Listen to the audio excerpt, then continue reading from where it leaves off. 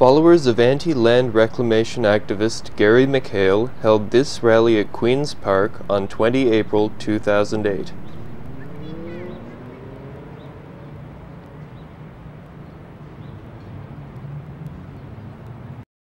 Gary McHale on statism.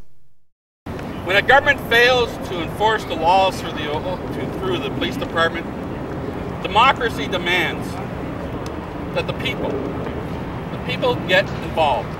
Because we don't live under a dictatorship. You don't have the excuse to say, we get to stay home because we're not involved. That's what democracy is. Each person must take the responsibility to ensure that rights are upheld in this country. Mark Vandermaas on his human rights complaint. This is a quote from the Toronto Star article. Aboriginal Affairs Minister Michael Bryan said, "The human rights complaint doesn't help resolve a complex situation dating back hundreds of years." So, non-natives should not submit human rights complaints, apparently. Most people don't have much sympathy for Vandermaas or McHale after their tense rallies in the divided town, he said. Their activity, generally speaking, is extremely harmful, and as far as I can tell, unwelcome by everybody, Bryan said. I know a lot of people in Caledonia feel that they're individuals who are just trying to get attention for themselves and are, in fact, stirring it up. Now I want you to think about this for a second and ask yourself this question.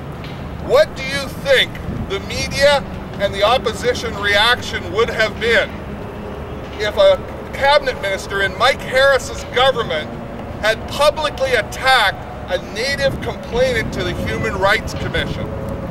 Well, let me tell you what the media and the opposition MPPs have done about Bryan's attack on me and my character, Gary McHale's character as well, and my complaint on the Human Rights Commission.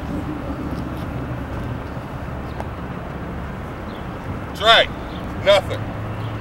Can you imagine if the OPP decided to arrest every black person driving on the 401 because there's a white supremacist group that lived next to the 401 that was going to beat them up? Can you imagine that the OPP would actually stop every black person on the highway because of the fear that some white supremacist group was going to beat them? McGinty would be outraged to hear that black people were being arrested for being on a street. Well, we've been arrested for standing on a street, for being white. The same street that if the natives want to walk down that street, they get a police escort. In what ways are Haudenosaunee land reclaimers like white supremacists? In what ways is Gary McHale like a white supremacist? After drawing these and other absurd parallels, the symbolism of the flags was elucidated for us. Further to this, anyone that doesn't know the symbolism of this, we have the dominant flag and the dominant nation on top, and the subservient nation in distress upside down.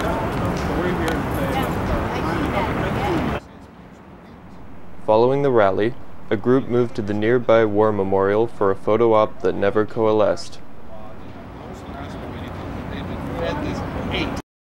A moment for humanity.